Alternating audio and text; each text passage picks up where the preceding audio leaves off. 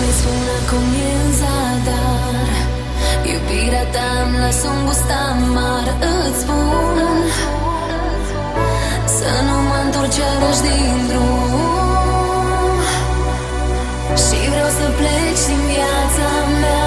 Acum aș vrea să te pot uita. Tu nu știi să iubești.